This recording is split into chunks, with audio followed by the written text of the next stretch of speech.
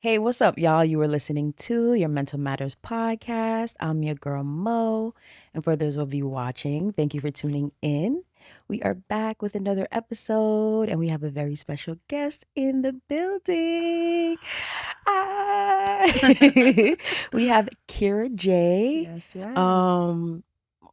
Also known as like All Things Kira on Instagram. You have two Instagram pages Mhm. actually, which All things Kira J. I am Kira J. yes. I'm so happy to be here. Thank you for having me. Of course. Thank you for coming. I'm like, we were just kind of talking about this being our third time making this Third happen. time. Yep. Third time's the charm. Absolutely. Third time's the charm. Absolutely. And I'm so excited to just be having this conversation with you today. I definitely I feel like I planned for this. Like planned just like what I wanted to talk to you about, what I wanted to ask you, because I've been following you for a long time. I have.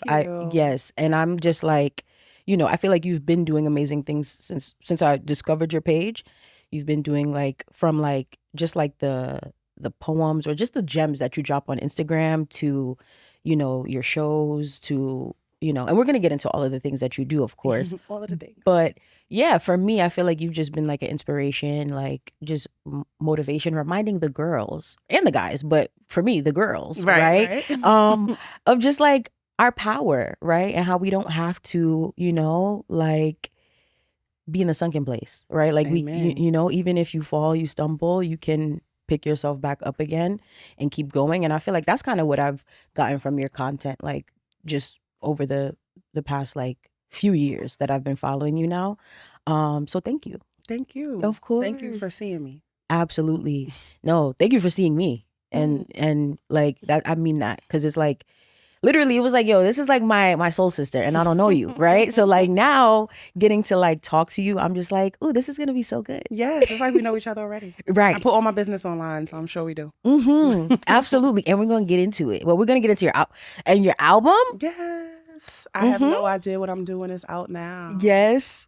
Your album, it's amazing. I'm literally like, I was actually at the nail salon. I was at the nail salon and I just put in my headphones and listened. I got a pedicure and I got a fill-in and I was just listening to it through and through. This was maybe like, was that last week or the week before last? I just listened to it all the way through and I was like, wow, this is fire. Thank you. You're welcome. It took me years to make. I wanted it to be a complete body of work. Yeah. That was like my biggest goal.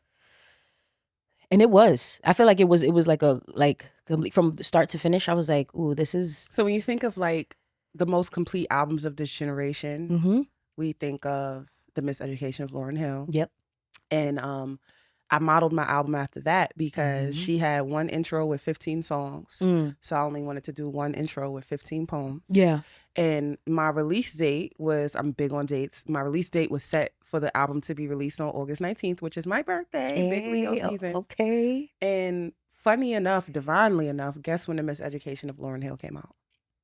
August 19th, 1998. Crazy. Yes. So it was just like a come together moment of it being meant to be, that I tell my story in a way that mirrored that. I wanted my album to be the poetry version of The Miseducation. Right. So before we start, I do always start the podcast with a mental health check-in because I feel like that's important. This is a mental health podcast. So like, I think it's only right just to check in and see how you've been doing. Like whether it be, we could do like over the past week or two, or even just today, this morning, how are you feeling? This morning I feel very good. I'm super sleepy. I had a show last night. Yes. But I'm really excited because after I leave here, I'm going to catch a flight to go see my daughter. Yeah. So I cannot wait to see her face. I'm so happy for that. Yes, of course, of course. And how's your daughter doing? She's great. She's with my sister right now, and she's my sister spoiling her. She's, getting her hair done. She's going shopping. She's outside. So I'm like, oh gosh. Yeah, absolutely. I'm like, that's a beautiful thing. I mean, I don't have any children yet, but I feel like the people that I know who have kids, daughters, sons, they're like, the relational dynamic between like a parent and a child is always like just a beautiful thing to witness. So I love that. I was at my show last night and a woman came up to me crying. And that's not something I'm unfamiliar with because my poetry touches on a lot of topics. So I'm used to evoking that type of emotion out of people. But she was actually crying. She said, I just wanted to tell you how great of a mother you are. Wow. And I was like, I haven't heard that in a while. Sometimes I feel like I'm dropping the ball with my job and traveling so much and things like that. But she was like, no, like every time I watch any video of you and your daughter, it gets me emotional because I wish that I look at y'all and I wish you were my mom. Like, I wish I had a mom like you growing up. And I know that Nala's going to look back on her childhood and feel so blessed because you're just such an amazing mother. And I was just like, girl, you got me about to cry with you. Yeah. Yeah. Absolutely. It's a lot. I love her. I can't wait to see her face later. Yeah. And you guys look alike too, because I've seen her on your Instagram. That's your twin, okay? Thank you. You're welcome. Yes. Okay. So let's get into some of the, well, and actually before that, right? Like, because thank you for the check-in, right? I want to get into like just having you maybe like formally like introduce yourself, like your titles. Do you even go by titles? Like, do you when people say like my bios? Yeah. So if you check my Instagram, my TikTok, my Twitter, and my Facebook, I have the same bio on all my platforms. Yeah. It says blah blah blah. I do cool things. Yes. Because I feel like people are just so talk about themselves, right? Ooh, I do this, I do that. Right. And then they use it as a means as to why they feel like they're better than people sometimes. And someone like myself who has been accomplishing things for a very long time, it would honestly be too much to list and look kind of elitist if I tried to put all of my accolades in my bio. Right. I became a published author over a decade ago. Yeah. I'm on my 5th book. I've made movies. I just put out an album. I'm up for Grammy consideration. There are a lot of cool things. Yeah. So to avoid listing them, it's just like, oh, blah, blah, blah. I do cool things. I'm a cool person, whatever. Yeah. I like to say I'm a creative. Yeah. And that is the title. Got it. Right? Because I could say I'm a poet. I could say I'm a writer. We could say we're podcasters. Yeah. We could say we're painters. We could say we're singers. Yeah. And artists and all of these things. We are just creatives. For sure. Creative is the umbrella that allows us to explain everything we do. Exactly. So if someone says, I'm a creative, just know they about that life, they do everything. Absolutely. Yes. Yes. I feel you on that for sure. That's why a lot of times people don't know that I am a therapist, that I work in the mental, like I just show up and I'll be like, hey. And I think I actually prefer it that way too, because sometimes once you say like the things, people are like, "Ooh, how can I? When can I ask you this question?" Exactly. One of my sisters is a therapist, and she deals with that a lot. Yeah. Can people be like, "Oh, I was asking you this question as a therapist." She's like, "You are not my client." I'm like, that part. There's extreme boundaries there. Yeah. So I get that completely. So no, thank you for that. Thank you for but just for some of the people, you a couple of times. Yeah, you shared some of the things, right? And I think, author, artist, a filmmaker, director, producer, writer. I like to put Leo in my bio at all times. Yes. Because I don't want anybody to walk into a meeting with me and not know what they're getting. I am 100% Leo woman. I have a confidence through the roof. Yeah. But I'm very, I have humility about the things that I accomplish. Yeah. So I'm going to walk in just as regular as everyone else. Yeah. But I'm extremely confident about my work ethic and what I bring to the table as a Leo. So yeah. Yes, I know that's right. Okay. And I feel like all of the Leos I know have that energy. So that's why I'm like, it has to be in my bio. I put it in my bios. Like, don't forget to say I'm a Leo. Right. So no one can be surprised. Yeah. When I get the Leo in. And have you ever found that people were surprised? Like maybe they didn't know and they came in contact with you and were like, ooh, she's... No, it's just kind of like they get around me and then they start guessing because of my energy. And they be like, what's your sign? And I'll be like, Leo. They be like, I knew it. It's kind of like a secret sorority thing. Like, yeah. I meet so many other Leos and we gravitate towards each other. Like, you a Leo? Okay. Well, I'm a Scorpio. My sister is a Scorpio, the one who's a therapist. Ooh. And I love y'all boundaries. Like, people can't play with Scorpios. Like, they can play with a lot of people. Thank you. And I feel like that's the same for Leo too. Leos be like, but we lead with our heart, so we be letting people try us, child. I ain't gonna lie. But then when y'all get upset though, it be different. That's why I'm like, don't play with them too much. Like, not too much. Right. Like, and for me, I feel like somebody else said that the other day. I think it might have been like a friend of mine or one of my cousins or something that was like, yeah, like, y'all don't play about your boundaries. And I was like, oh. I be feeling like people be testing my boundaries all the time though. Just to see how much they can get away with. And it be like stressing me out. My sister says to me, The boundaries are like when you're driving down the road and there's these things. Yeah. The drivers are not going to not hit them. They're going to see how strong the thing is to hit them. So you got to make sure that your boundaries are strong because people are going to test them. People are going to try them. All the time. And I think sometimes I get tired of like the pushback, like of having to be like, and I'd be like, oh, just whatever. See, as a Leo, right?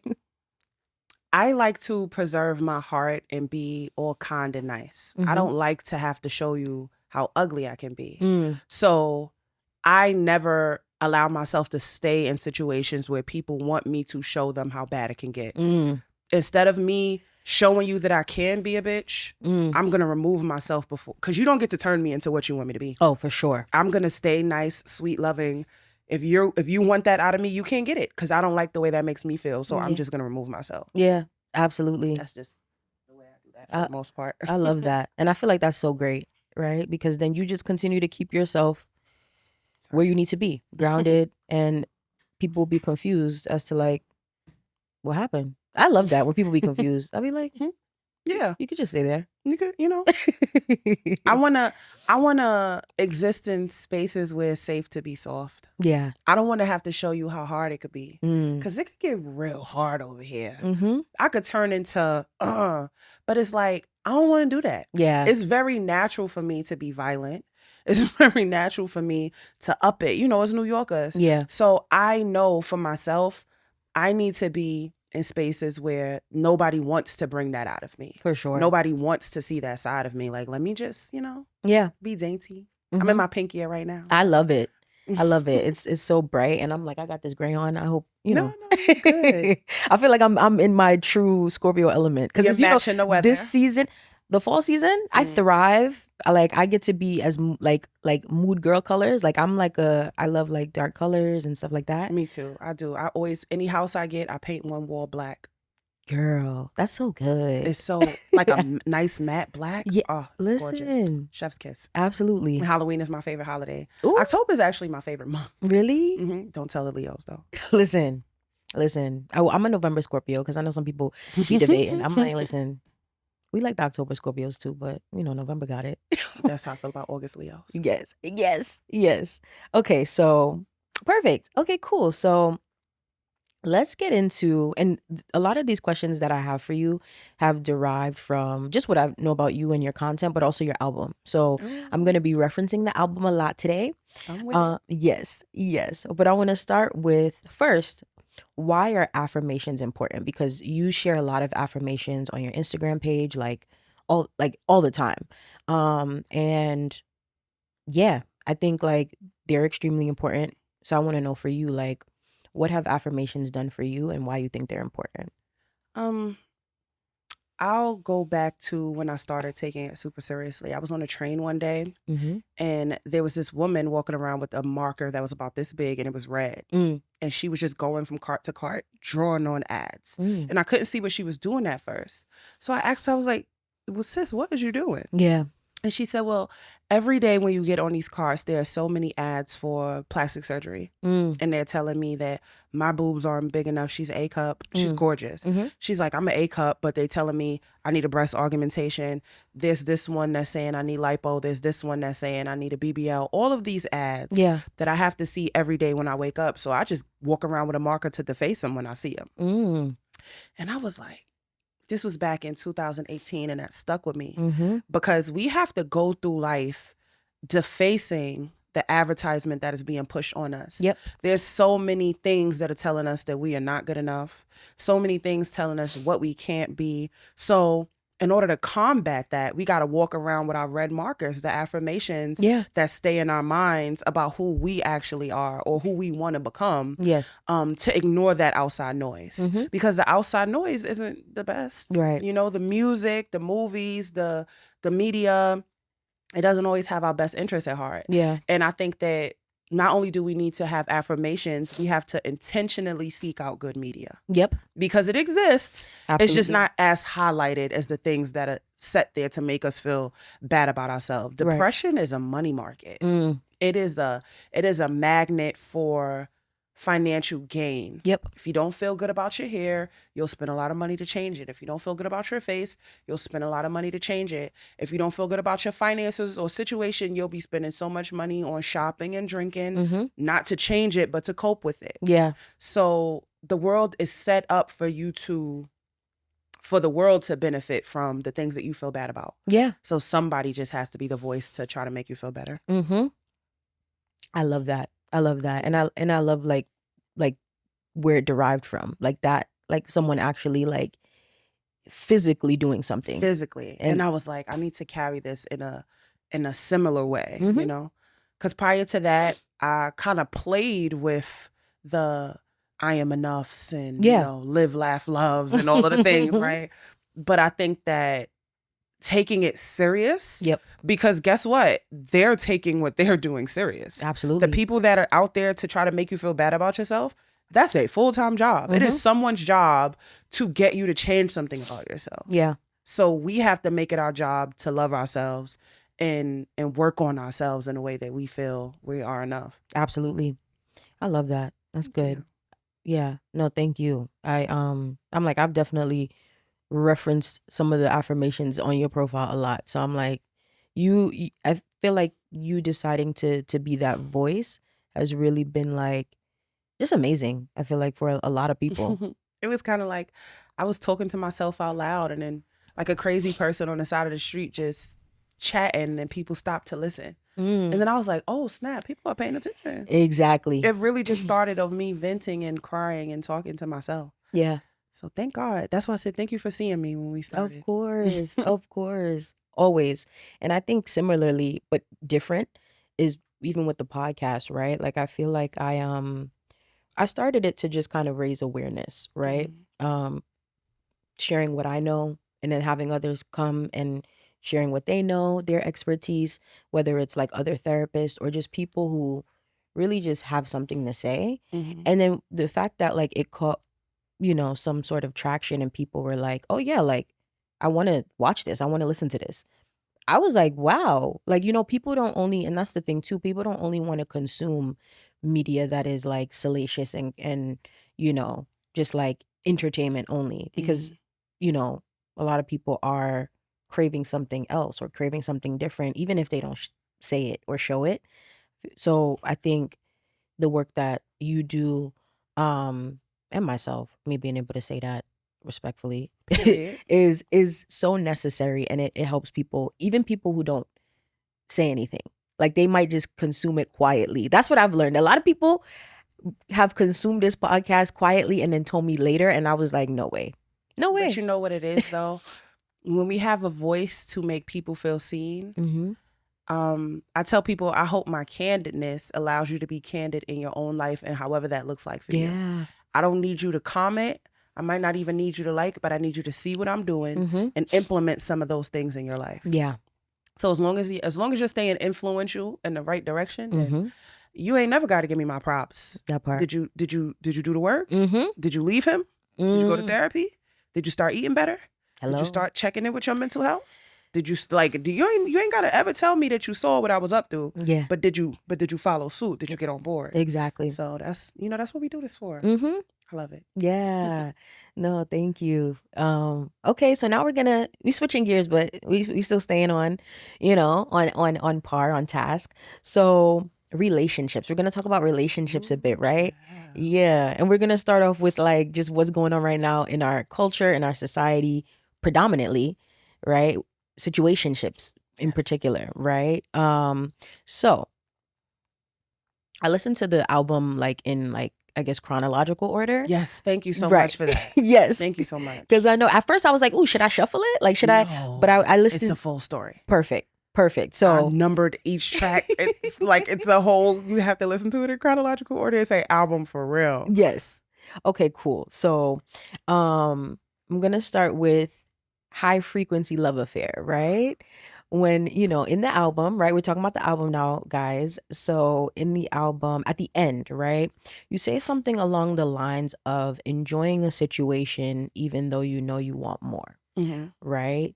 So I kind of wanted to get into that, right? Because I feel like that's very much so, in essence, sometimes what a situationship leaves you feeling like, right? Like it's a situationship sometimes, and it's not always that, because sometimes people are in situationships and they're like, this works for us, right? And we just gonna keep this going until we find something better, right? And it's a mutual thing. But I feel like a lot of times, from what I know, right, one person, right, is maybe left feeling this way, right, in which you referenced in High Frequency Love Affair. So like, what were you speaking to in that like when you said that line?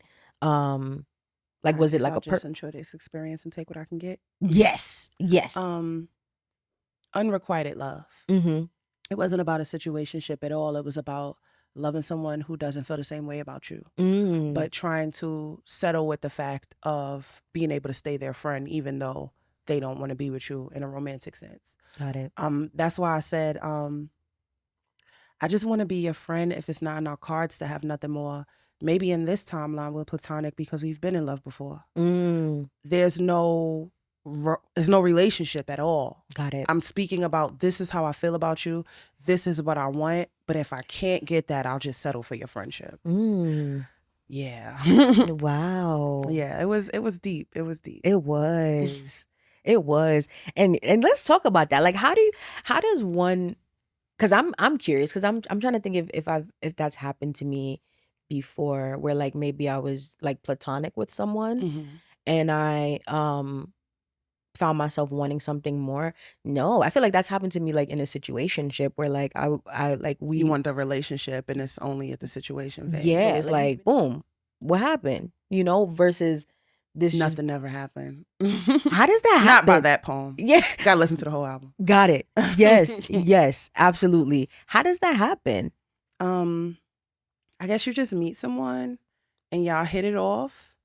But you know, timing. Yeah. Breakups, this isn't right, not right. You know what I mean? Like, yeah, the timing wasn't right for us, I feel like, at the time when we first met. So I was just like, I'm just gonna wait around then and see if the timing can get in alignment. Like, I'll be here. For sure. And what, did they know that you were waiting? They did. Okay. Yeah. Interesting. So how do you feel about them now? I still love them. But I'm taking space because I don't think it's fair for either one of us to stay in the space that we've been in for all these years. For sure. I don't ever want anybody to love me out of guilt. And I think that it can start to make someone feel guilty if they know how you feel about them, but they just don't feel the same way. Yep. So I've just been taking my space away from them. I know that's right. Yeah. Because it's not like I can't act like I don't love you. Yeah. I've been saying it since day one, you know? But, you know, it is what it is. I know that's right. Me, I can act like I don't love you though. That's why I'm like, I'm trying to. I have, only when I'm actively falling out of love with someone, you know, little by little, you start to feel less and less. Yeah. But it's like with this man, it's like every day I just love you more and more. Wow. So there's nothing I can do but leave and get the space. I'm like, I want to know what he has done to make you love him. Like, Kira, what? I love him for his existence. Wow. If you listen to the poem, I'm talking about who he is as a person, not the actionable things. Yes. Because loving people for their actions is such a dangerous space to be in, because actions can be faked. Yep. Who you are can't be faked. That part. If I love people for what they do for me, then people can perform to try to earn my love. Yeah. Love for me don't work that way. I have to love who you are. Yeah. And you can't fake who you are. Yeah. I could list all of the actions that he's done, but that has nothing to do with it. I love your existence, you know? Wow. But yeah, he can't change who he is as a person. Yeah. I can't change how I feel about you as a person. So I just gotta walk away from the person. You know? That's deep, girl. It is. It's so poetic. I'm here. No, literally, I'm here like pondering. Like, I want to know more, maybe off camera. I got you. Because I'm like, oh my God, I got you. I'll give you the whole story. Please, you know, like I want to respect your privacy. I'll give you the whole story. Listen, I want to protect your privacy to a certain extent, right? Like, audience, y'all got it. But go listen to the album. I have no idea what I'm doing. Yes. When that first went viral, I had so many people that was like, I don't feel this way about my ex. I ain't wishing my ex this love. F him. I don't want him to have all of this happiness. And I was like, this is not about an ex. Right. This is about a man I've never got to love. This is not about someone that I've experienced and they didn't treat me right and now I'm wishing them the worst or whatever. Like, yeah, this is a completely different love story. For sure. And you know what? Thank you for sharing that, because I think sometimes when people listen to things, even like, like this is music in essence, right? But I think like, say listening to like a popular song, right? Whatever the song is, maybe by Drake or whoever else, right? A lot of times people are listening through their like lens. Yeah. And then it's like, oh yeah, I feel that. But it's like Drake maybe he wasn't talking about that, like maybe he was talking about like something else, right? So I feel like it's the same thing. So people are listening from sometimes even from their place of pain even, right? So for sure. Yeah. So that makes sense. But no, I think But I always put the emphasis on this type of love because I feel like this type of love has not been talked about to this scale. Right. We always talk about our relationships, the guys that we're dating, the guys that we're seeing, or the one that got away. I don't think I've ever really heard a man or a woman talk about the one they want since like Jodeci days. You know what I mean? Like it's Jodeci poetry. Like I'm on my knees. Like, you know what I mean? So I wanted to make sure that this is not someone I'm in a relationship. This is not someone I've ever been in a relationship. This is someone I want. Yeah. And that's the theme. For sure. Yeah, absolutely. Okay. Noted. Right? Noted. And so the next question I have for you is, how often do you find yourself feeling tired of being alone? Because I think that came up in the album of like a couple of times, right?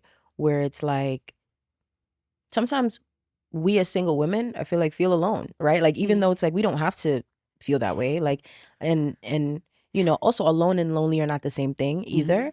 But how does it feel for you, like being a single woman right now? It's very lonely in this season, intentionally so, because I've not been on a date since 2023. Wow. Once I started therapy and I got sober and I went abstinent, nobody teaches you how going through therapy is gonna like change your whole standards. Like we're not healing for Instagram. Like I really went through a healing journey. So the men that I used to be attracted to, I have no common ground with. The way that I used to date, I won't do that now. Yeah. So I just spend a lot of my time alone because now my standards are much higher. Yeah. And like you said, there's a difference between loneliness and alone. It's been a lonely season just all around because of how my career has been going as well. Yes. Because women, even when we don't have a man in play, we're able to fill that time with friendships. Yeah. We're able to fill that time with our platonic relationships, right? But it's kind of like the bigger my career is getting, and I just meet a lot of people who don't necessarily want to be friends with me. Yeah. They kind of want me to be friends with them without wanting to do the work to be back a good friend to me. Say that. So I have I've met a lot of people who can call me when they need my help, but not a lot of people that call to ask if I need anything. So that's more so where the loneliness comes from. Yeah. And in that season, that's why I kind of just retreat to lean on my family again. Yeah. Because I'm very fortunate enough to come from the family that I have. Like if I lose all of my friends today or tomorrow, God forbid, I have a big family. I got a lot of cousins, a lot of siblings, my parents. So whenever I do feel lonely, I'll just come home. Yeah. I sat on the couch on Friday and just watched movies with my sister. I'm getting ready to fly back to my other sister's house because I didn't have any family in Houston. Yeah. So when that loneliness started becoming more and more, I was like, I need some home. Yeah. I don't want to feel this way. Right. Yeah, I don't have a problem asking for help when I need it. But I find that as a single woman, I'm at the age now where I would rather be lonely than be in the wrong relationship.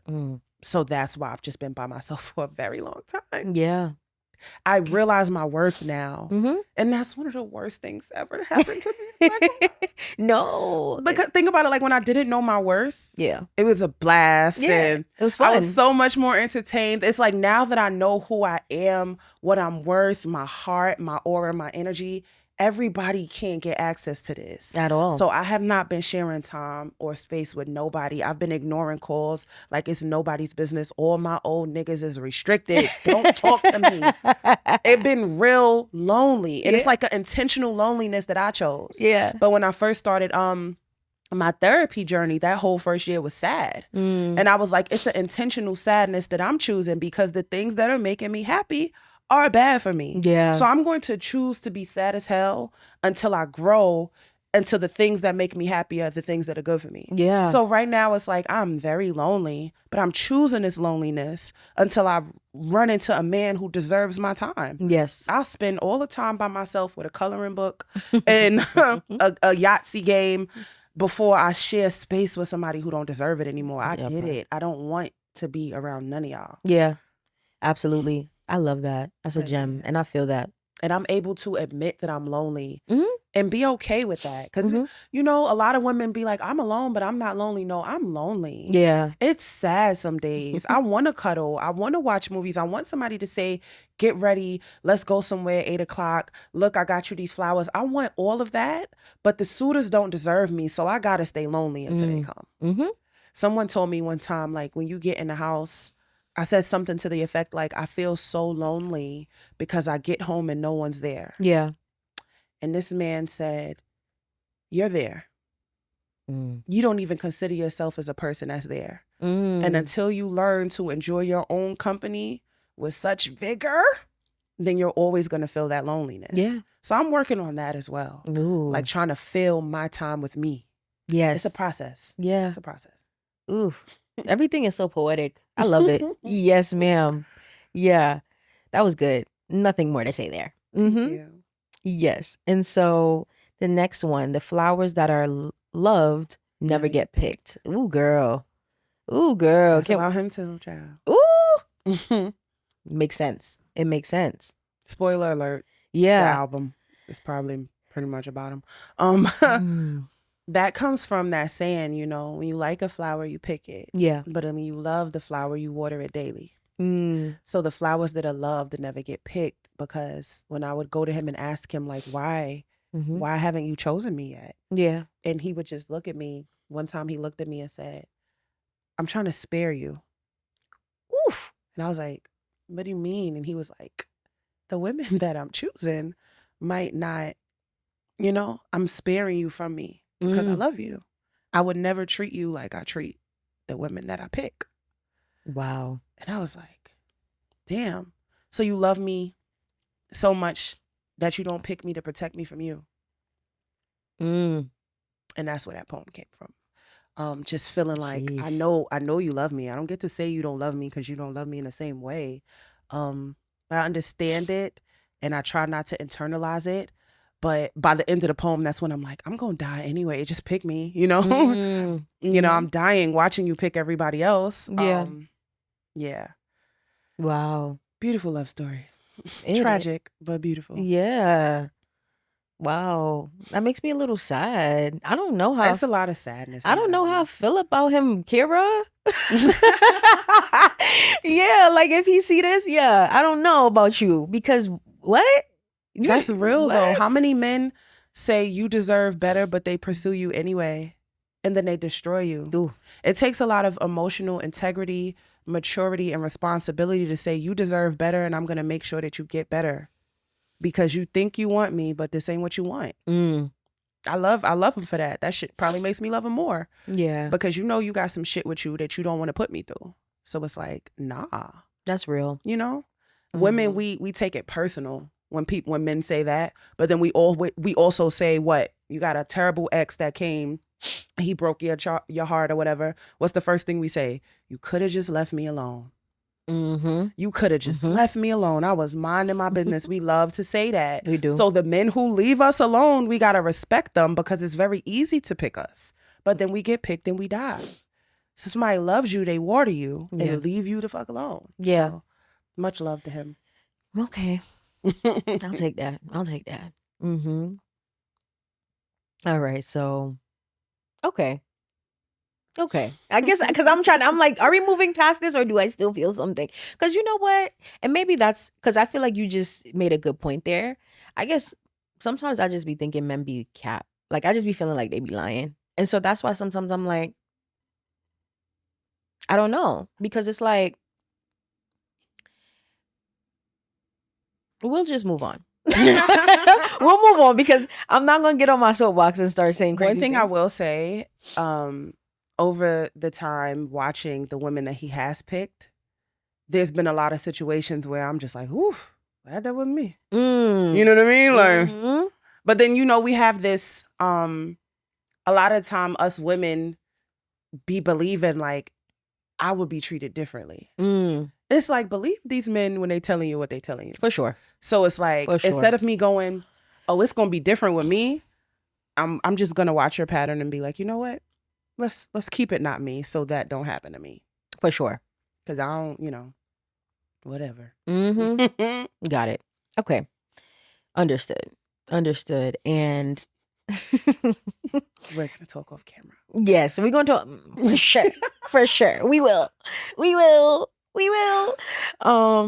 Okay, so Dangerous, right? Dangerous is the next one. First of all, you went off. That's about a different guy. Yeah. You went off, and I was there like, and I put that in exclamation marks here. You went off.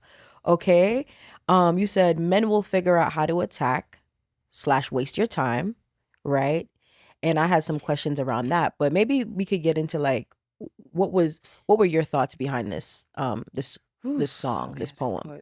Goosebumps. Yeah. It was Valentine's Day leading up. I had spoke to the man that I was seeing February 10th. I spoke to him February 11th. I spoke to him February 12th. Spoke to him February 13th. Ooh. February 14th came, and that man did not answer his phone. He did not call me. He did not text me. He did not respond to me. And I felt so intentionally hurt. Yeah. Because there's a difference between someone doing something that happens to hurt you and someone doing something that they know will intentionally hurt you. You knew that ignoring me on Valentine's Day was going to break me, and you did that shit on purpose. Yeah. I crashed out. I crashed out on paper. I was just like, what did I just do all of these last couple years for? You know, you could have just left me alone. Yeah. It was you could have just left me alone moment, because now when it's time to make me feel loved and special, you're choosing not to give that to me. And it was a fucked up thing. Yeah. Ooh. This is in 2022, so I could talk about it without getting super sad. For sure. But yeah, so Dangerous came from a lot of anger. I feel like a lot of times I write from my sadness. Yeah. I write from my sad emotions and the pain. But Dangerous was like, I was so mad. Yeah. I couldn't believe that. Yeah. And yeah, that was the backstory behind that. No, thank you for sharing that. And did you say like any other things to him? I said everything to him. I know that's right. I don't. I know that's right. So part of being a Leo is I ask myself these 3 questions. Whenever I want to maintain something without a full blow up, I ask myself 3 questions. Does this need to be said? Does this need to be said by me? Does this need to be said by me right now? And if I can answer yes to all 3 questions, you're finna get this work. Yep. Because, you know, sometimes things need to be said, but I'm not the one that got to say it. Yeah. Sometimes I'm the one that got to say it, but this is not the right time to say it. Yep. But then sometimes all things align, bitch, let's go. So when I said yes to all 3 questions, I aired it out and I said everything. And, you know, he kind of had nothing to say. Yeah, because what can you say? What? He didn't care at that point.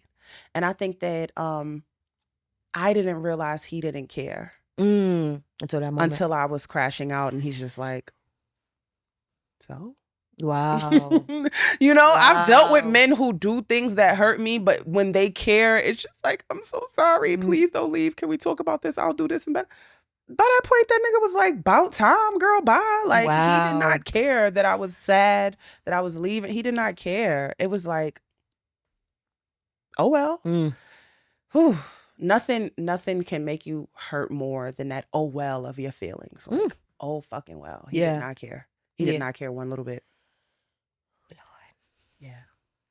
I'm so sorry that happened. That's triggering. It's cool, though, because, you know, fast forward, they always care. They circle back. By the end of that year, girl, he's on my phone crying and all these mistakes. And I'm like, You gotta care while I care, because once I don't care no more, it's over, it's baby. over. It's over. So, ooh, what was his sign? Ooh, Taurus. Okay. But you know what? Actually, I don't mind Tauruses, but I guess it all depends, right? A Leo Taurus match, I don't know how that would work. But from what I hear, Scorpio and Taurus are supposed to be compatible, but I don't want to stars and moon this podcast, but right. But it'd be a thing. I'd be curious because I'm like, sometimes some of the things that I like with signs, there are some that are supposed to be like more complementary to each other than others, from what I know. So yeah. I wouldn't go back to a Taurus. Okay. I have not been with one since. He ruined it for the whole sign. Got you. Okay. And you said something, oh my gosh, and I put, it was a bar where you said not trying to be like men because they are broken. You said something along the lines of that in one of them, or this could have came up maybe a couple of times, but I think like we're in this era now, right, where women, I think that's the side effects of heartbreak. Yes. I'm like, that's probably like, I probably just quickly jotted that down because I was like, I don't want to these niggas are broken from all of the shit that they've been through, so they set out to make sure every woman they come across gets broken too. Ooh, Lord Jesus. Yeah. I almost fell out in the chair. I was getting a pedicure. I was like, lady, then I said, this is good. This is the side effects of heartbreak that nobody wants to talk about. When you spiraling out of control because you got shit to figure out, and then you change to a new person, the old you goes on the shelf until you looking in the mirror and can't recognize yourself. If you take any advice I give, please let it be this. No matter how bad he hurt you, don't become who hurt you, sis. Ooh. Don't be a hard rock when you really are a gem. Lauryn Hill said it best, babe. You don't want to be like them. Ooh. Yeah, so I want to make sure that it's a huge thing for me to constantly say, don't let anybody make you who they are. Yeah. Don't let anybody make you who they are, because if you don't know who you are, or even if you know who you are, but you deal with a lot of powerful energies, you'll be in a space of people making you their reflection. Specifically as women, because we become our man's reflection. We could be as strong as we want. We are going to be the reflection of the man that we end up with. Yeah. And a lot of men can make you what they want you to be. You can be the most vibrant ray of sunshine, and they could make you darkness and clouds. You can be the most purest, loving heart, and by the time you leave him, you could have all of the bitterness that he has. Don't let anybody make you who they are. Wow. And I had to learn that by getting back to my own energy after a lot of heartbreaks. Yeah. A lot of heartbreaks. Yeah. Absolutely. That's so good. That is so good, because I think we're in that era, or we have been, where like women, you know, like these conversations, these podcasts and different things that, you know, where it's like the men versus women thing. But women have, I feel like, and this is me, not saying everybody feels this way, but I feel like women have started to become like men, right? And I was the leader of the pack. I can attest to that. I don't speak on anything I haven't experienced. Yeah. That's why I'm able to shut the fuck up on a lot of topics, because I use my mouth to talk about my life and my experiences. That's why I can personalize everything. Yeah. I became the men. I became I'm out, I'm dealing with a couple of y'all, dealing with friends, and I became them. Yeah. I became toxic. Toxic Kara was a whole era. And it's like, if you go back to when people say things like, oh my God, Kara, you've grown so much, and you turned to this new person. And it's like, in a way, I turned into a new person, but in an even bigger way, I became who I used to be. Because before I got my heart played with, this is who I was. I've always been this love. Yeah. And it's like, that's why my friends from high school can tell you things like, nah, Kara always been that way. Yeah. I just had a couple years there where I lost myself. I became who they were. Yeah. So yeah, I can attest to it. They can make you bitter. They can make you angry. They can make you insecure. They can make you vindictive. Yeah. Don't let nobody make you who they are. Absolutely. I know that's right. Yeah, you were speaking. I felt that fully, because I feel like I've had some instances recently where I felt like people, they wanted me to react or respond a certain way that they probably would respond the way that they wanted me to, but I just maintain and that's something that I'm good at naturally, is like I could be under a lot of pressure, like emotionally or internally, and you won't know it. But I'm on the precipice of really crashing out. Listen, I treat myself like, you know how they say, oh, that inner child, and take care of the 7-year-old version of you and blah, blah, blah. Yeah. I spend so much time focusing on like my inner 14, 15-year-old now. Yeah.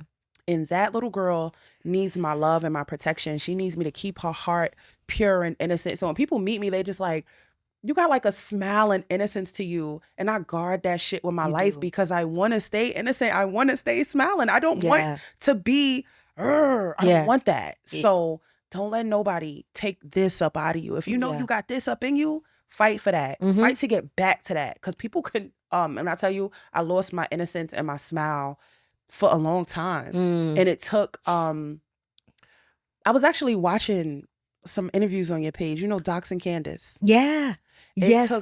I swear it took a conversation with Docs and Candace to bring me back to me. Wow. Because I was I'm toxic now. This is who I am. This is who I'm going to be. But when you have people and community around you that see who you actually are underneath your pain, it's like, all right, you finish or you done. You ready to get back to who you actually are and not who you've had to become from your pain? Yeah. And I was like, well, shit, I might be. I don't know. Yeah. And so I started doing the work after that conversation with them, because it's like, you don't realize how much you miss yourself until somebody sees who you used to be. Yep. It's like, I miss me. I want to be me again. I don't want to be this. I'm not this. I'm a little lost right now. Yeah. But I just, part of finding yourself is just going back to who you used to be. Absolutely. Absolutely. And I love what you said there. Sometimes you need like people who have went on that journey before as well to help just nudge you or guide you back to you.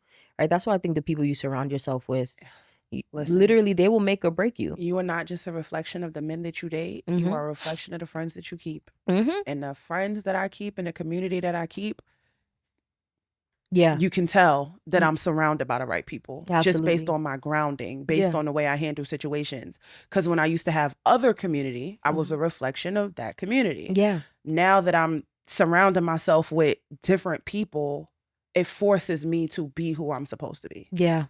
Absolutely. Accountability is so real. Yeah. Yeah. I love that so much. And I think too with friends too, sometimes if your friends is on what you on, right? Like if your friends is also like, yeah, we toxic, we doing this, we doing that, we running through these men, we treating them like, whatever, then it's like nobody sees an issue with it. Nobody's this is our norm. Yeah. But then if you have the friends that's like, nah, I'm not really on that today. Nah, I don't want to go to the club today. Actually, I wanted to stay in and watch a movie. Let's have a girls' night. Let's whatever. Oh, I'm that friend. Listen. We're doing a picnic to meditate and pray in the grass. We're going to get out sound bowls and talk about how our weeks are and what our goals are. Yes. Listen, I'm that friend. Absolutely. And it's not to say like one is better than the other, but I think just even like the balance, because sometimes it's like it's too much of that. You can't have too much of anything. Yeah. Too much of anything will drown you. Water kill you if you get too much of it. But water is the best thing for you if you don't have enough of it. You got to learn synergy. Yep. For sure. Absolutely. Okay. And just a couple more, right? So the next one was You Good, My Nigga. That one was fire. And I had put a line in quotations where you said, every time you take a new bitch down, you thinking that's what it takes to get through, not realizing every time you lay with them, you lose a piece of you.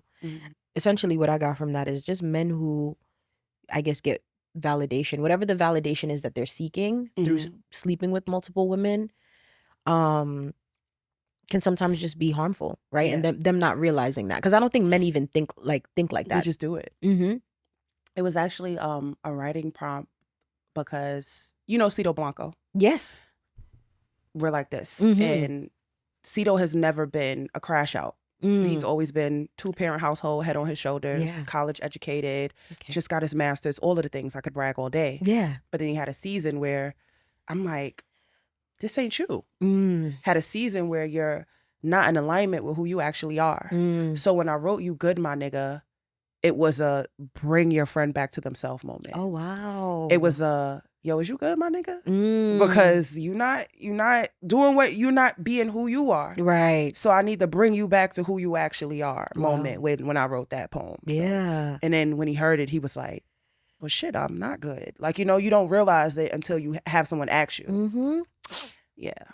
And I love that. So that was about him. Yeah. Wow. And then after I wrote that, I made him write one to himself. I said, I wrote this for you. You write one to yourself. And that's when he wrote, you good, bro. So you good, my nigga, was the female friends talking to the male friends. Got it. And you good, bro, was the men talking to themselves to ask them like, yo, are you good? Like, check in with yourself. Yeah. Because I need to check on you, but you need to check on you too. Yeah. So that's just a message for every Black man. Like, sometimes we need to, yo, you good, my nigga? For sure. And I think that in the poem I say, I see you better than you see yourself, and right now I see that you down. So I'll publicly praise your name, Black man, while I privately fix that crown. That's a message for the men who are not full-time crash outs, right? Yeah. Because there are some men who that is who they are. Yeah. There are some men who are fuck niggas, for lack of a better word. Yeah. There are some men who exist in the space to run through women and drink and party, but then there are some men who only do that when they're going through something. And that's not who you actually are. So let me bring you back to who you actually are. For sure. Wow. That's good. And I had no idea. Shout out to Cito. Cito, he's actually been on a podcast. Like when I first started podcasting, he was like one of my very early on guests. And this was probably when I was just audio, because I started off just audio. Oh, you gotta have him back on? Yes. So like we gotta circle back, because he had posted something the other day and me and him was going back and forth in the comments, not like arguing or anything, but just I was expressing how I felt just about like poetry, because he was expressing like just some feelings that he was having about it, which I respected fully, because I'm like, poets, I feel like you guys have like just like a heavy like task, you know. And I was just heavy. I was speaking as like a consumer, but yeah, we just went back and forth with it, but I might have to circle back and be like, come on, Cito, let's do it in person this time. Yes. But that's dope. I love that. Like the poetry community as well are very like, I'm like, oh, you guys all know each other. Absolutely. I think that our space as poets, we're the only creative art form that is a community. Yeah. Because what you hear, the music industry, the, athletes and Hollywood is an industry. Yeah. Poetry is really a community. Yeah. It's all of us knowing each other. It's fuck these shows, are you good? It's checking on each other and pulling up on each other. Like, it's so much bigger than the work of it. The art, the art form. Yeah. For sure. Understood. Okay. Well, thank you for that. And then I also wanted to just, touch on depression quickly, because I know like even like just from listening to the album, and I think even like just from having you on Instagram, like you Mm-hmm. deal with depression. And you're diagnosed with depression, right? From what from what I've seen, and how has that been for you lately? I just kind of wanted to check in there and see, like, for one, like, how is the journey navigating depression been, and do you feel like you have like a good just a good grasp of it? Because I think sometimes that can be tough. I think that I have my days where I feel like I'm crushing it, and then I'm having my days where I feel like I'm fighting for my life. Yeah. I think that I do really good at keeping up with my therapy. I go every Monday to start my week off. Yeah. But I think that my depression my episodes get a little bit more consistent if I don't keep up my routine. And it gets to be like a job to not fall into an episode sometimes. Yeah. Like if I deviate from my routine, then I'm not okay until I get back to my routine. Yeah. So I think that this season, I'm just like, I need to take better care of my routine, because my routine consists of like, I have to go on runs. If I sit in the house too much, then I'll start to just sink into depression. Yeah. Like just chemically. Yes. A lot of people don't know this. I have a family history of bipolar schizophrenia. So I have to be super mindful of my triggers. Yeah. I can't get too stressed out. I can't react to certain things like everyone else, because I can be triggered into a psychotic episode. So especially now that I'm in my 30s. Because majority of the women in my family who were triggered got triggered in their 30s. So now that I'm in my 30s, I'm just super mindful of my mental health. Yeah. And not from a place of just emotional health, Yeah. but like mental health. Yeah. Because a lot of people don't know the difference. Mm-hmm. I have a therapist, but I have a psychiatrist. I have things that I do for my emotions, and I have things that I do for my mind and my brain chemistry. Yeah. Because it's a much more serious thing on my end. For sure. It's not just the way I feel. It's the way I think. It's the things I see and hear. So it's an accumulation of me having to make sure this is taken care of. Yes. It's a job. It's a job. I'm not gonna lie. I can't dress it up. Yeah. You know, because a lot of people think they suffer from depression when they're just circumstantially sad. And I think that if we diminish the heaviness of what depression is, right. Oh, something happened, I'm depressed. This, you know, can you feel better tomorrow? Right. You know, you're sad. Right. Exactly. You're sad. And I think that it's dangerous how we put depression and sadness in the same conversation. Absolutely. That's like putting the flu and cancer in the same conversation. Like, are you about to die? Right. You know what I mean? So yeah. As someone who suffers from, as someone who manages depression or deals with depression, it is a job to fight my episodes. Yeah. And just not beat myself up about them when they come. Right.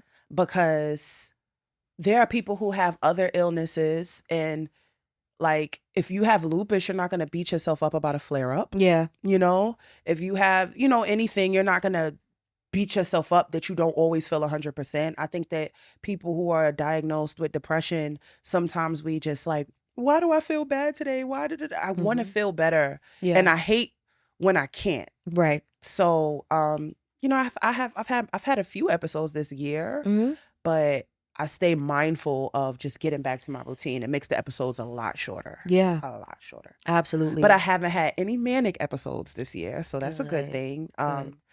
So it's been a job. Yeah. It's a job. No, I love that. I mean, but when I say I love that, I mean, I feel like that's well said, like the way you described it, because yeah, that's a real thing. I think even just what you were saying about like deciphering between sadness and depression, right? Yes. Like using the proper language when you talk about depression, right? Like, you know, like a lot of times I'm like, when people say like mine, right? Like my depression or my, like, I'm always like, it's not like, I always am mindful of my language. That's why, you know, I made sure to say like, you're dealing with it, but it's not something that, because I do think depression can be something that gets so managed to the point where like it doesn't feel like a job anymore. And this may just be your season of it feeling very heavy. Yeah, because I've only been in therapy for a couple years. Got it. And I've been dealing with depression since childhood. Right. So I'm still learning the routines of it all. And one thing that I have learned is that I need to stick to a routine. Yeah. Because when I deviate from it is when it starts creeping back in. Got you. And I need to eat better. Yeah. I can't be the type of person that chicken wings and French fries is all day. Yeah. Because you know your brain starts with your gut. Yep. A lot of people don't know that the way that you feel, it'd be the vitamin deficiencies and things like that. So if I'm eating bullshit, I'm going to feel like bullshit. Absolutely. If I'm not sleeping right, if I'm not running and taking care of my body, then my brain is just not going to be well. I don't have one of those brains that you can play. Yeah. It will, you know, yeah. So that's what I mean by a job. Like, yeah, because I want to sit on the couch and watch movies and scroll all day. Yeah. But I can't do that because I'll get depressed. Yeah. And I'll sink into that. And then I won't even realize like I've been on the couch for 2 weeks. Hold on. You know, so I'm a person that has to stick to my routine. Yeah. Otherwise I can get triggered into a depressive episode. Yes, for sure. And that makes sense. And I think even you making the reference about the chemical piece, right? Because I think some people's depression can derive from whether it's like environmental things versus if there's a, you know, chemical thing, which I mean. But the thing about those environmental factors, a lot of scientists have shown if an event is traumatic enough, it can change your brain chemistry. Oh, for sure. So depression is always chemical. Even if something happened to chemically change your brain, it's still a chemical reaction that happened. Yes. So there's environmental factors, like say if this person experienced a death, and this person experienced a death, if this person didn't have a chemical change to them, they can get through that season with sadness and grief or whatever. But the same situation, someone might have been chemically changed. Now they're depressed and they can't get through it. Absolutely. So it's those events trigger the chemical changes in our brain as well. For sure. For sure. And it sucks, but it's life. You know, I don't woe is me about it. I just keep talking about it so that people can have a better understanding of it. Yeah. And I think that, again, knowing the difference between sadness and depression is important. Absolutely. Just as knowing the difference between when you feel anxious or when you're suffering from anxiety. Yeah. We have to not go to extremes with every emotion that we feel and allow those emotions that we feel to be our feelings. Yeah. But acknowledging that depression is not a feeling, you know, That part. it's an illness. Absolutely. That's good. That's really good. And I think one way to, like, just for the audience to decipher if it's sadness or depression is how long it lasts, right? So a lot of times before a person is able to be diagnosed with anything, if you like the assessments, right? Has this lasted 2 weeks or more consistently every day for 2 weeks where you're dealing with these feelings, right? And there is a set list of, symptoms. I'm sorry. I said set list of symptoms that you deal with for 2 weeks or more. That is how you distinguish between like sadness or depression. If you sad for 3 days, you're not depressed, right? If you're, like if it's even a week, you're technically not depressed if you're sad every day for a week, right? According to psychology. So I think people, just doing your due diligence, doing your research. Like we have ChatGPT, we have and I also think that one of the worst things about depression is because it is commonly linked with sadness. People think something has to happen in order for you to be depressed. Depression isn't just this thing happened, now I feel sad. Depression is when your bank account is full, the roof is over your head, everybody is around you smiling, but why do I feel, you know what I mean? Like that, why do I, if you know that nothing circumstantially took place as well, but something still feels deeply off, then please, I'm biggest advocate for therapy, psychiatric help, all of the things. We're gonna make it cool to go talk to the lady. As many ladies as you need. Absolutely. Absolutely. Nothing's wrong. Nothing's wrong. It's cool. It's cool. And I mentioned that because a lot of people feel like, I can't be depressed. Everything is going right in my life. And I'm like, you don't understand what depression is. It has nothing to do with your circumstances. You might be, a lot of high functioning, accomplished people are depressed. And then the outside looking in, people say shit like, they don't got nothing to be sad about. Because depression is not sadness. Something is chemically happening to that person. So I like to always highlight the fact of it's here. How does this feel? Not how does this look? How does this feel? Right. Yeah. Absolutely. Ooh, that was good. That was good. Thank you. So many gems. And I know we're winding down, right, Wolf? Wolf still with us? Okay. So just I think probably, what is this? 2 more questions? 2-3 more questions for you, and then we'll get out of here, right? So Ascension, right? We're gonna Ascension is the one, okay? That's the one that we keep on repeat, and I felt like I could relate to so much. And you talked about just like being intentionally lonely, right? Blooming in isolation, the art of becoming, sometimes feeling confusing and scary, right? And I feel like I've been in that state for like years. Maybe I want to say maybe like the past 2-3 years I've been in this place, I feel like, of ascension. And or just like the process in which you spoke about it, I was just like, oh, this is me. Right? But can you speak to that? Like what got you to this place where, and I know we referenced it, we spoke about it earlier with like restricting the old niggas, right? And just being like, I don't want no parts, but just in like generally speaking, right? Why be intentionally lonely?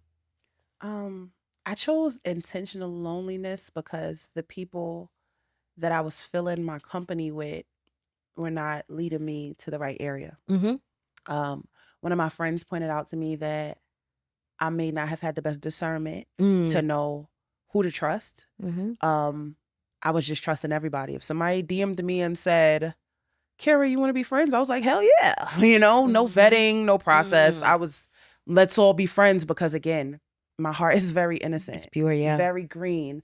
You think if you're nice, then everybody's just nice and let's all just be nice and hanging out. Yeah. But it's like a lot of people are on completely different paths than you.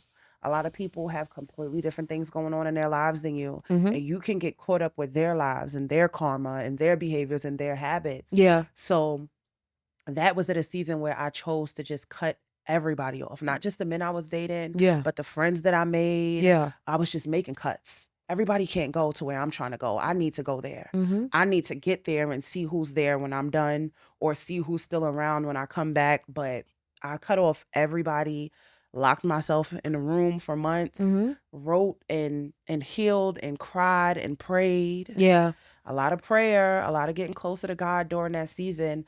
And it was so important for me because there's a quote that says, it's hard to hear God's voice when you've already decided what you want him to say. And I think to build on that, it's so hard to hear God's voice when you have so many other voices around you. Yeah. Sometimes you just need to be still and give it a season of you and God. Yep. Nothing else. No distractions. No this, no that. I just locked in with myself, and I'm so glad that I did. Yeah. Because I haven't been more clear since I did that. Like, I can't go back to who I was if I tried. Yeah. I'm not that person anymore. Absolutely. Everything has shifted in me. I feel uncomfortable in rooms I used to thrive in. Yeah. I feel out of place in spaces I felt at home in. Yes. So Ascension is about just choosing to go up when down here is comfortable. Ooh.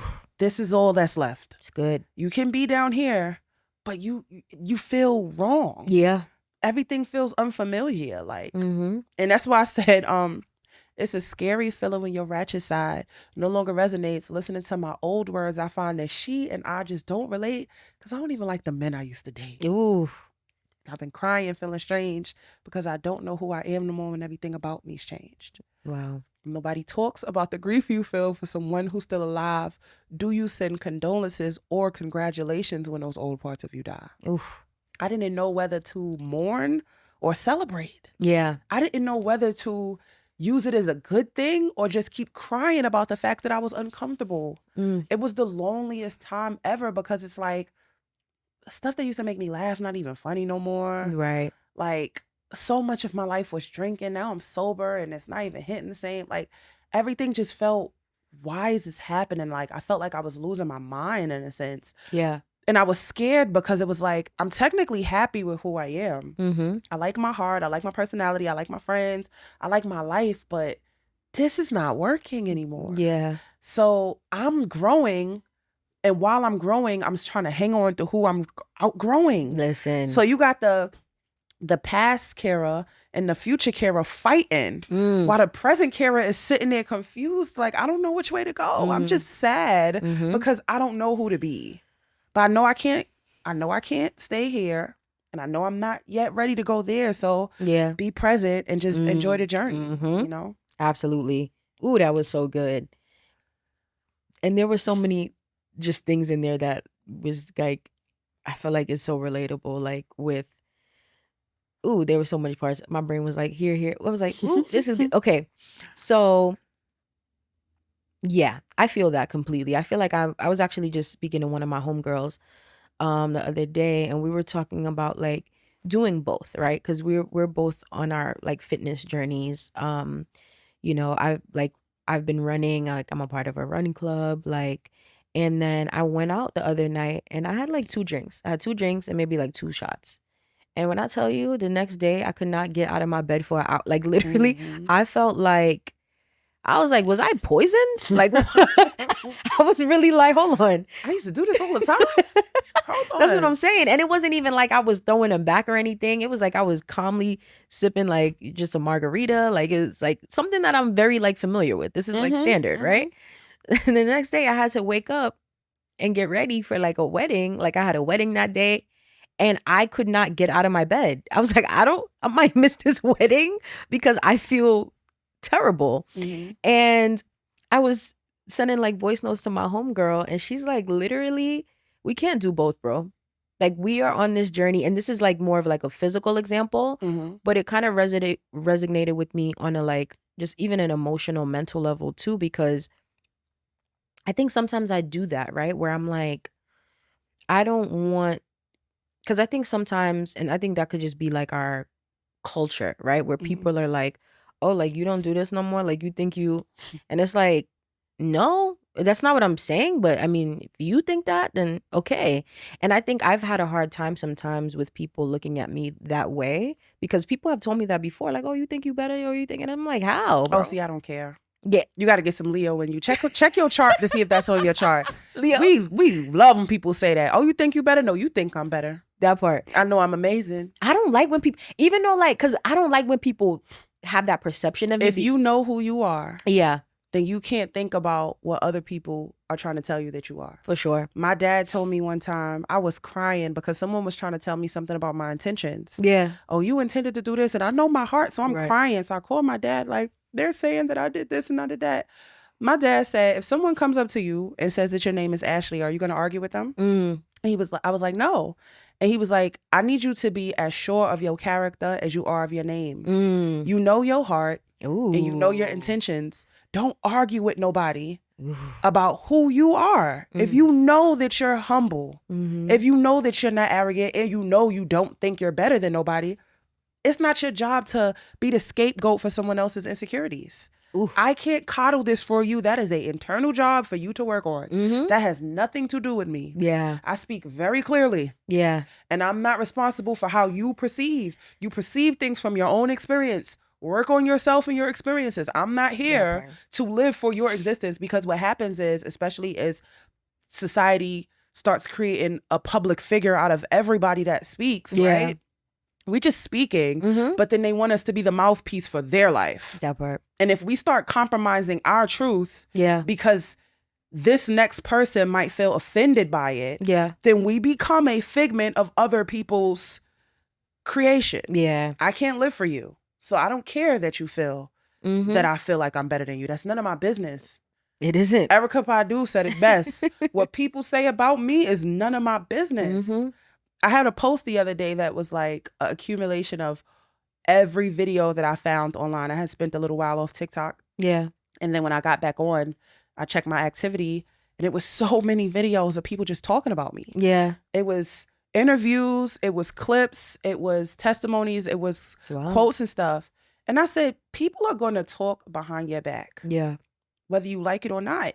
Just live in such a way that sometimes you give them good things to say. I'm not living in a way that I want people to say nice things about me. I'm being myself. Exactly. And then people are saying the nice things about me. But there are some people that are probably going to think I'm an asshole. There'll be a few. There will be a few. And they'll find something, they'll look for something, but I just be like, I don't know what to tell you. Can't do both. Yeah. Like you said. Did you see the video? There's this video that circulates. It's with Jay-Z. And I believe this is the Hard Knock Life tour. And it's so much liquor involved. It's so loud. Everyone's loud, aggressive, yelling. It's party life. Everybody's in their 20s or whatever. Yeah. And Hov is just standing there in the room, and he's going, and it's chaos around him. It's party around him. It's everybody's turned up around him. Ooh, da-da-da. And the caption says, this is the moment Jay-Z knew that he was no longer going to be able to be around this type of environment. Because of his face, he just looks so uncomfortable. Yeah. And that's not, he didn't leave the room and say, oh, I'm better than all of y'all. Y'all still in this room. Da-da-da-da. How could y'all still be doing this with y'all life in y'all 20s? And I want to be a billionaire, and I want to marry Beyonce one day. I need to get out of here. Right. That man just left. That's what I did. I don't talk shit about anybody who wants to stay in the room. I just leave the room. Yeah. You'll leave when you're ready. Yeah, that's it. That's your journey. Yeah. I don't like people who walk out and talk shit as they leave, because you was just in here with us. Exactly. So I love the way he left. He ain't say nothing bad about nobody. He just left. Like, I'm out of here. This is not me anymore. That's it. So that's what I did. I left very quietly. I know that's right. Ooh, that's good. That's good. Ooh, it's too much gems in here. It's too much gems in here. All right. And yes, we're at the last song. We're at the last one, which is I Got Ready For You. Is that the last one? Do You Believe in God? Do You Believe in God? So this second to last, right? I Got Ready For You, right? I wanted to ask you, what's 2 things you feel like you need to get better in before having a husband? Because you talked a lot about like getting ready for your husband in this song, right? So I've done a lot of the work, being more responsible with my own mental health. Um, I would like to get a better handle on my finances, but in full transparency, I think a husband might be the only thing that's gonna come and fix that. Yeah. Because someone who does struggle with mental health issues, it's hard keeping up with it. Like everything that needs to be paid, where the money goes, da da da da. I feel like when I get a husband, that'll just work itself out. Not to say that I'm looking for a husband to handle that. Right. I'm gonna try to get better with my finances before I meet my husband, but I know that when I do get married, my husband will just have to handle all of that for me because I'm fighting for my life. And I guess the last things that I need to fix are things that my husband is gonna come and help me with. Ooh. My fitness journey, my discipline. I do go on my runs, but I know that God is gonna give me the type of husband that's like, wake up, baby, doing the gym today. That's it. I need that accountability partner. Yeah. So there's a lot of work that I've done on my own, and then there are a lot of things that I know that my husband is gonna make me better in. For sure. He's gonna get my books in order, and he's gonna get my finances in order. Period. Not leaning on him for that. I'm 20 pounds down this year. Absolutely. My finances is triple, double, quadruple this year. Yeah. So I'm doing my part, but I know that he's gonna come and make me better in those areas. Yeah. Those are like the 2 main things that I would need his help in. Everything else, teamwork make the dream work. Yes, absolutely. I love that. And I'm hoping the same for me, girl. Ooh, yes. God. I'm like, I keep saying to my homegirl, because I'm turning 29 this year, but yes. That was a great year. Yeah. But we're all like me and like a couple of we're excited for 29. Like one of my friends, she just turned 29 like last week. And she's Did you ever watch Insecure? Yes. That's the season of 29. Really? Season 1 starts when Issa's turning 29 and she's like, oh my God, I'm turning 30 next year. What is this going to be? You got to watch Insecure. Then you got to go watch Girlfriends, because Girlfriends is Joan is turning 30. So she's 29. Yes. So there are a lot of shows to watch at that precipice of 29 to 30 to, I got to watch it. And then I know people have told me about the Saturn return and all of that. And I'm like, I haven't done my due diligence with knowing all of that, but I'm going to rewatch Insecure and Girlfriends. Yes. But I forgot what we keep saying 30. By 30, we either gonna meet our man this year or by 30. But we set these benchmarks and maybe it doesn't work out like that, but we're hoping so. There's nothing wrong with setting those benchmarks. Yes. I think that when women say things like we want to be accomplished, right? I wanna write a book. I'll have people on board with that goal. I want to do an album. I'll have people on board with that goal. Or I want to lose weight. Everybody's cheering me on. But if we say we want to meet a man, all of a sudden you're desperate and you don't love yourself. It's like, no, it's just acknowledging what men bring to the table. Yeah. Men are leaders, the right ones. I was about to say, what do they bring to the Men are leaders. Wolf is in here. Wolf is a good guy. Let me tell you, because I know a lot of married women. I've known them before their husbands and then knowing them after their husbands. The right man makes us better than we can imagine. It's a synergy. Imagine somebody coming and scheduling everything that you got to do for this week, getting things in your house in order. This is here, that is there. Like, oh my God. I would love that. I would love that. We're doing so much on our own because we don't have the heads of the household. We don't. They're the heads of the household. Yeah. So right now we're being the heads of the household. Yeah. But we're not built for this. Yeah. We're not supposed to say that. It's not what I signed up for. But we're not. We're doing what we have to do. Yeah. Not what we're meant to do. Yes. We are meant to add to the house, not lead it. I can't wait to meet my husband. I am going to relinquish all the control. I'm going to be a submissive wife. I'm telling you that now. You got it. But I think that a lot of those things, as long as we keep doing our part to be self-sufficient adult women. Yeah. And because there's a difference between I can't wait to meet my husband so he can come and help with a lot of these things, and I need to meet a husband so he can get me out of this hole that I'm in. Yeah. Like, we're not in a hole. Right. We're just excited about that help. Can't wait. Can't wait. Can't wait. Can't wait. Girl. Yes. Yes. Yeah. And then I was like, another question about that was coming up too, because I know you're raising your daughter, right? As a single mom. So, there's so much there. I'm like, I'm like, I know we're running out of time. I don't want to go too much over time, but we'll talk more off camera. I'm like, audience, y'all better tap in with Kira J, okay? Because you're amazing, and there's so much that I feel like you're carrying and doing, and you're doing it well, right? Like, so I'm proud of you. I don't know if you hear that often, but I'm so proud of you. I'm proud of you. Thank you. I'm just a reflection of you, Black woman. Yes. I'm proud of us. Yes, absolutely. Okay, and now we are at our very last question, which is, and this comes from, do you believe in God? Do you believe in God, right? How important is it to wait on God's timing for healthy love? I think that it's important to wait on God's timing for everything. Yeah. But I also think that God knows that we don't always wait on him. Mm-hmm. So even our deviation is part of his plan. Yeah. Even when we don't listen, he factored that in. Mm-hmm. So all of these mistakes that we make and all of the ways that we don't listen and be obedient, it's not going to destroy your life. It's just going to make it a little bit harder. Yeah. It's like if you live by extreme obedience, he'll make the road a lot smoother for you because you're following his plan. But if you deviate from his plan and kind of do what you want to do, and then you go back, you'll just have more experiences that have made it harder. I'm at the season where I no longer say, I don't want what I want.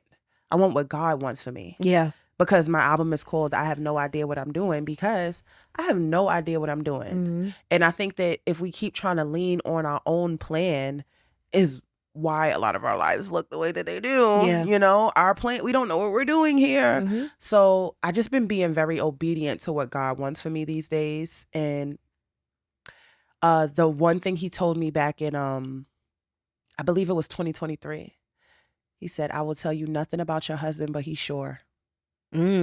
So every man that you have to question, every man that you feel like you have to beg for, I didn't put that in your love story. And I was like, but God, I'm sure about this man. So I want you to make him sure. Yeah. Make him sure about me. He was like, even the act of loving him would be in disobedience to me, because that's not what I have for you. Ooh. So I'm waiting for the man that is sure. Yeah. Because God told me that it's an instantaneous thing when it's my husband. He said, I've curated somebody for you. I'm not telling you what he's gonna look like. I'm not gonna tell you when he's coming. I'm just gonna tell you that he knows when he meets you. There is no, does this guy like me? He knows when he meets you. Wow. So I'm just being patient for that. Ooh. I know that's right. Wow. I want God to tell me like that. God, like, fast. You fast? Huh? You fast? I just did like an official fast, probably, what was that, September? August, September. And I thought I was going to die, girl. How long did you go? Without cheating, 4 days. Because it was just straight. But was it a physical fast or was it a God fast? I feel like I prayed a little bit through it, but it wasn't like fully like. It's because, I was raised in Islam. So, we fast during Ramadan. Got it. There's fast that we do for our ketones. Yeah. And autophagy to heal our cells and our body.